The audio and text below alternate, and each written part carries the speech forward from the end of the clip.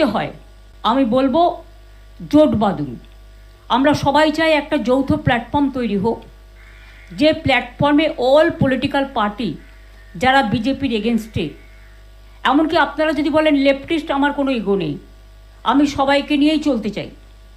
এবং আজকে যা অবস্থা, বিজেপিকে যদি রুখতে হয়, লেফটিস্ট সবাইকে, আল্ট্রা লেফট সবাইকে, আমাদের তৃণমূল কংগ্রেস আমরা কথা দিচ্ছি, ন্যাশনাল পার্টি সবাইকে, যার যতটুকু শক্তি আছে, দিল্লিতেও যেমন আমরা লড়াই করব, তেমনি বাংলাতেও আসুন আমরা জোট বাঁধি।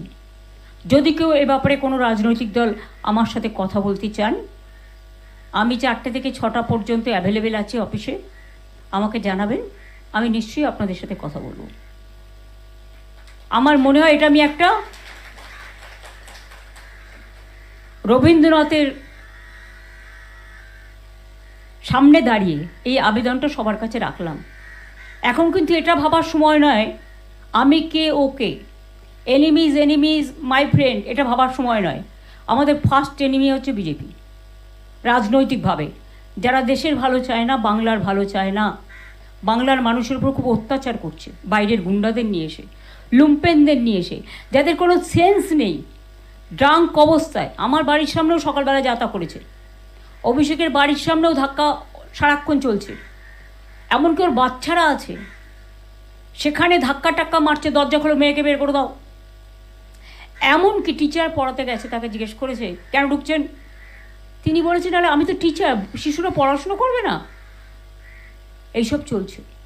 এই অবস্থার মধ্যে দাঁড়িয়ে লড়াইটা কিন্তু আমরা তো লড়বই, কিন্তু আমি সমস্ত বিজেপি বিরুদ্ধেই রাজনৈতিক দলকে, সমস্ত এনজিওসদের, অনেক পলিটিক্যাল অর্গানাইজেশন আছে যারা অনেক সামাজিক কাজ করেন, তাদের সবাইকে আবেদন করব।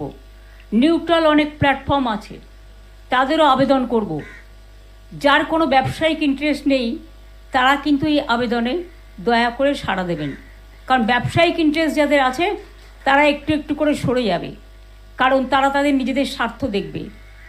তাদের নিয়মিতই সরকারে যে থাকে তার স্বার্থে জড়িয়ে পড়ে, আর যখন নিজের স্বার্থে বদনাম করে চলে যায় আর খেসারতটা দিতে হয় রাজনৈতিক দলকে।